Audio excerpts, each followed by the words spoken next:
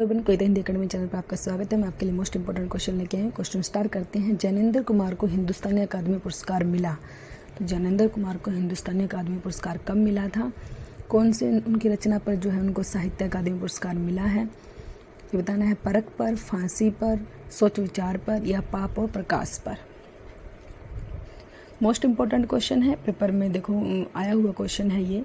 हिंदुस्तानी अकादमी पुरस्कार पूछा है ज्ञानेंद्र को कब मिला था और कौन सी रचना पर मिला था, ये रचना बतानी है। कौन सी रचना पर जो है ज्ञानेंद्र कुमार को पुरस्कार मिला है, ए, बी, सी या डी। तो ज्ञानेंद्र कुमार जी को हिंदुस्तानी अकादमी का पुरस्कार जो है ए, परख पर मिला है। उनको परख पर मिला है हिंदुस्तानी अकादमी पुरस्कार ज्ञानेंद्र कुमार को। तो क्वेश्चन नंबर 1 का ए आंसर होगा परख पर, और ये सन 1929 ईस्वी में मिला था। ये आप अच्छे से नोट करोगे। अगला क्वेश्चन है, साहित्य का श्रेय और प्रेय निबंध संग्रह के लेखक हैं। ए, चंद्रधर शर्मा गुलेरी, बी, श्याम सुंदर दास, सी, ज्ञानेंद्र कुमार या डी, योगी हरि। ए, बी, सी या डी। क्वेश्चन नंबर 2 है, साहित्य का श्रेय और प्रेय ये निबंध संग्रह किस लेखक का है, किस लेखक ने यह निबंध संग्रह लिखा है, ये बताना है। बहुत ही मोस्ट इम्पोर्टेंट क्वेश्चन है। तो सी होगा ज्ञानेंद्र कुमार। ज्ञानेंद्र कुमार ने साहित्य का श्रेय और प्रेय निबंध लिखा है। तो क्वेश्चन नंबर 2 का सी आंसर ज्ञानेंद्र कुमार। ज्ञानेंद्र कुमार ने लिखा है ये।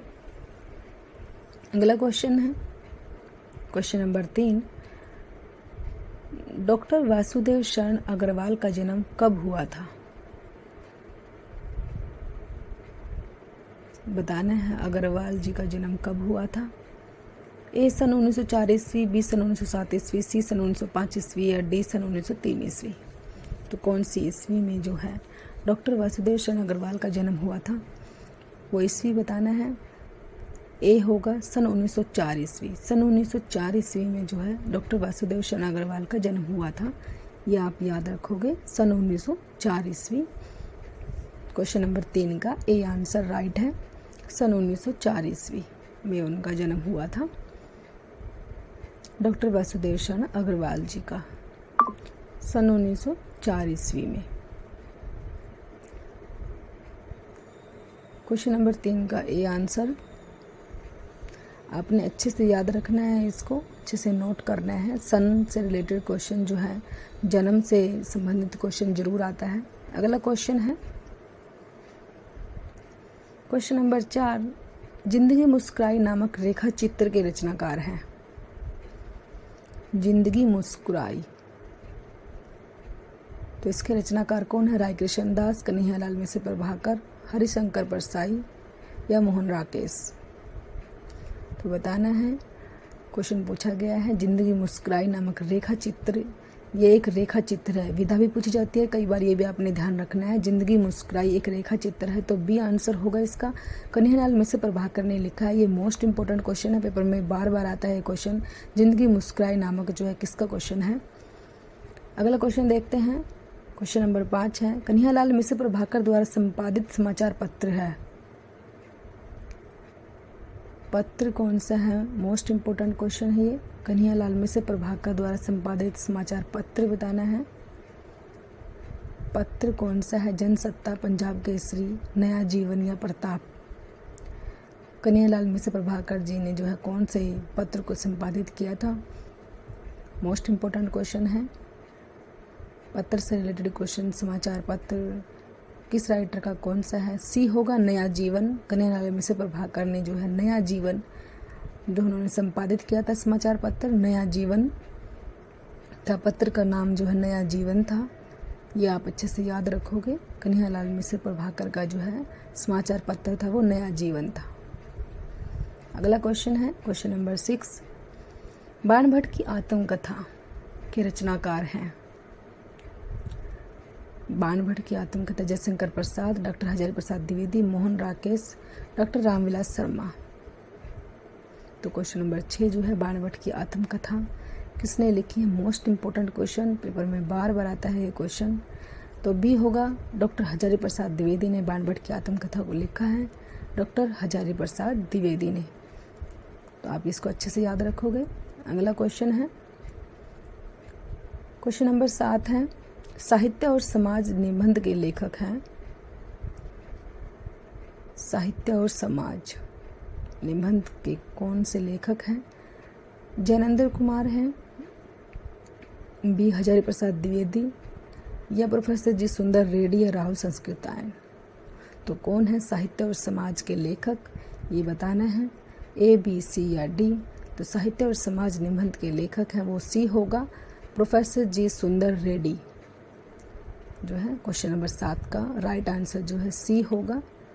साहित्य और समाज निबंध जो है सुंदर रेड्डी जी ने लिखा है, ये आप अच्छे से याद रखोगे।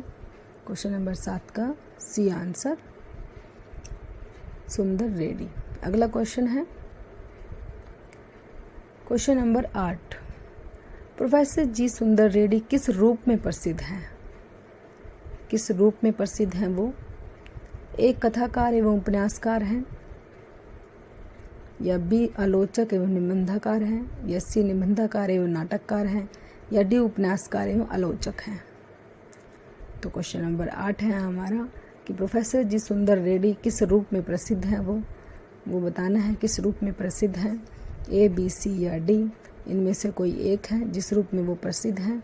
तो क्वेश्चन नंबर 8 का जो है राइट आंसर होगा वो है हमारा प्रोफेसर सुंदर रेड्डी जी जो हैं बहुत प्रसिद्ध हैं।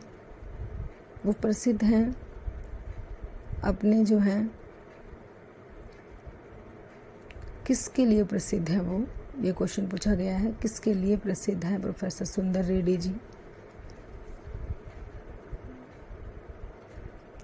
क्वेश्चन नंबर 9 है, रानी नागफनी की कहानी की रचना विधा है। रानी नागफनी की कहानी की रचना विधा है, आत्मकथा, जीवनी, कहानी, उपन्यास।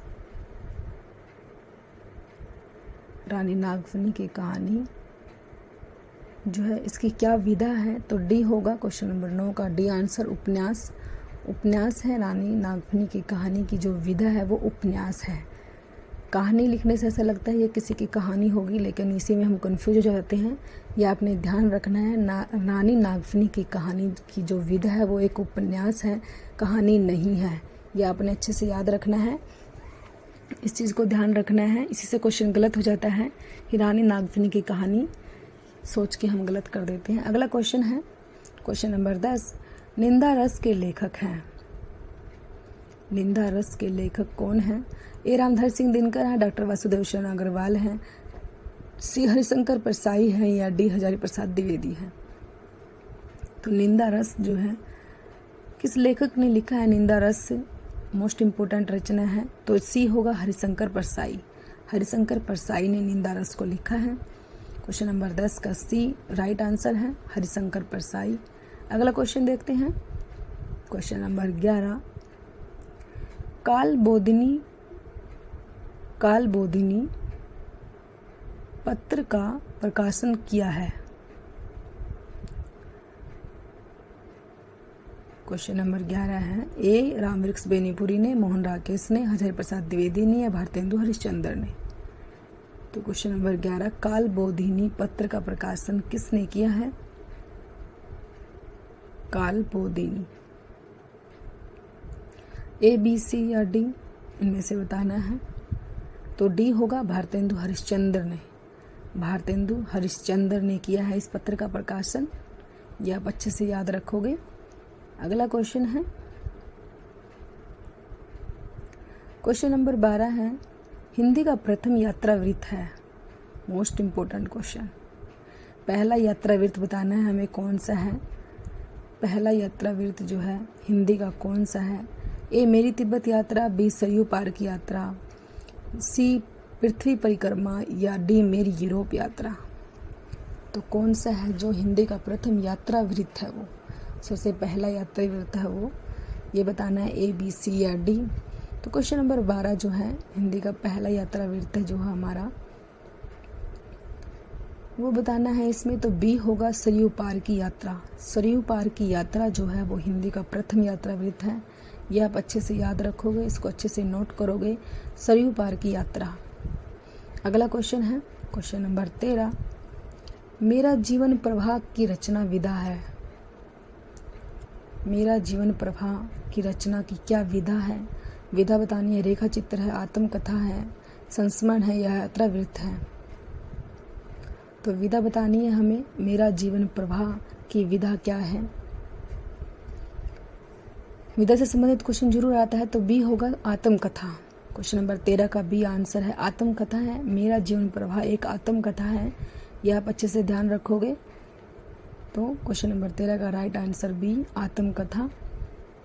मोस्ट इम्पोर्टेंट क्वेश्चन है, ये विधा से संबंधित क्वेश्चन जरूर आता है, आप इनको अच्छे से ध्यान रखिए कि जो भी रचना है वो आत्मकथा है या संस्मरण है, यात्रा वृत्त है, क्या है। अगला क्वेश्चन है क्वेश्चन नंबर 14, तुम चंदन हम पानी किस विधा की रचना है। अब फिर विधा पूछी गई है, तुम चंदन हम पानी की क्या विधा है। ये नाटक है, तुम चंदन हम पानी, या संस्मरण है या आत्मकथा है या निबंध है।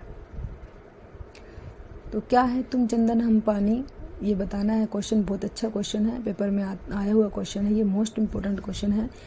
तो डी होगा, निबंध है ये। तुम चंदन हम पानी निबंध है ये। तुम चंदन हम पानी क्या है, एक निबंध है ये, याद रखोगे आप। तुम चंदन हम पानी एक निबंध है। क्वेश्चन नंबर 14 का डी आंसर। आप इसको अच्छे से याद रखोगे, अच्छे से नोट करोगे आप इस क्वेश्चन को। सभी क्वेश्चन मोस्ट इम्पोर्टेंट है आपके लिए, आप इनको बहुत अच्छे से ध्यान से सुनो, ध्यान से अच्छे से याद करो इनको। पेपर में आपके ये क्वेश्चन ज़रूर आते हैं, चुन चुन के आपके लिए मैं क्वेश्चन लेके आती हूँ। तो आप मेरे चैनल को जो है सब्सक्राइब करो, अच्छे से इनको शेयर करो क्वेश्चनों को। क्वेश्चन नंबर 14 का हमारा डी आंसर। क्वेश्चन नंबर 15, मधुआ कहानी के लेखक हैं। मधुआ जो कहानी है उसके लेखक कौन है? प्रेमचंद, किशोरीलाल गोस्वामी, यशपाल या जयशंकर प्रसाद। बहुत अच्छा क्वेश्चन है। मधुआ कहानी जो है किसने लिखी है? ए, बी, सी या डी। क्वेश्चन नंबर 15, मधुआ कहानी के लेखक जो है डी होगा, जयशंकर प्रसाद। जयशंकर प्रसाद ने जो है मधुआ कहानी लिखी है। आप इसको अच्छे से याद करोगे। मधुआ कहानी जो है वो जयशंकर प्रसाद की है। क्वेश्चन नंबर अगला है क्वेश्चन नंबर 16 है हमारा, शिक्षा का उद्देश्य के निबंधकार है। शिक्षा का उद्देश्य जो है किसने लिखा है? डॉक्टर संपूर्णानंद, आचार्य महावीर प्रसाद द्विवेदी, वासुदेव शरण अग्रवाल या रामवृक्ष बेनीपुरी। क्वेश्चन नंबर 16, शिक्षा का उद्देश्य निबंधकार कौन है? ये एक निबंध है, तो इसके निबंधकार कौन है? तो ए होगा, डॉक्टर संपूर्णानंद। शिक्षा का उद्देश्य क्या है? डॉक्टर संपूर्णानंद ने लिखा है। क्वेश्चन नंबर 17, कालिदास और उनकी कविता किस विधा की रचना है? विधा बतानी है, किस विधा की रचना है? नाटक है, निबंध है, काव्य है या आलोचना है? क्वेश्चन नंबर 17 है हमारा, कालिदास और उनकी कविता की विधा बतानी है, कौन सी विधा है? ए, बी या सी या फिर डी। क्या विधा है? तो डी है। क्वेश्चन नंबर 17 का डी आंसर होगा, आलोचना। कालिदास और उनकी कविता एक आलोचना है, यह आप ध्यान रखोगे, आलोचना है वो। क्वेश्चन नंबर 18, पथ के साथी के रचयिता हैं? ए, श्याम सुंदर दास, बी, प्रेमचंद, सी, महादेवी वर्मा, डी, धर्मवीर भारती। तो क्वेश्चन नंबर 18 जो है, पथ के साथी के रचयिता कौन है? सी होगा, महादेवी वर्मा। महादेवी वर्मा ने लिखा है पथ के साथी। रचना जो है मोस्ट इम्पोर्टेंट है, पेपर में कई बार पूछी जाती है। क्वेश्चन नंबर 19, रूपक रहस्य के लेखक हैं? ए, भारतेंदु हरिश्चंद्र हैं रूपक रहस्य के, या श्याम सुंदर दास हैं, या वासुदेव शरण अग्रवाल हैं, या जयनंदर कुमार हैं। तो क्वेश्चन नंबर 19 है, रूपक रहस्य जो है किसने लिखा है? मोस्ट इम्पोर्टेंट क्वेश्चन है, ए, बी, सी या डी, इनमें से कोई एक है। क्वेश्चन नंबर 19 का जो हमारा आंसर होगा, रूपक रहस्य जो है किसने लिखा है, उसका आंसर बताना है। सभी क्वेश्चन मोस्ट इम्पोर्टेंट है आपके लिए, आपने सभी को अच्छे से याद रखना है। तो बी आंसर होगा, श्याम सुंदर दास। श्याम सुंदर दास जी ने जो है रूपक रहस्य लिखा है। आप इसको अच्छे से याद रखोगे, अच्छे से नोट करोगे। अगला क्वेश्चन देखते हैं। बाबू गुलाब राय की आत्मकथा है। बाबू गुलाब राय की आत्मकथा बतानी है। ए मेरी असफलताएं, मेरा जीवन प्रवाह। सी अपनी खबर। या डी कुछ आप बीती कुछ जग बीती। मोस्ट इम्पोर्टेंट क्वेश्चन है। बाबू गुलाब राय की आत्मकथा पूछा है। आत्मकथा जो है काफ़ी बार पूछा जाता है ये क्वेश्चन, आपने अच्छे से याद रखना है। बाबू गुलाब राय की आत्मकथा ए है मेरी असफलताएं। मेरी असफलताएं जो है बाबू गुलाब राय ने लिखी थी, ये इनकी आत्मकथा है।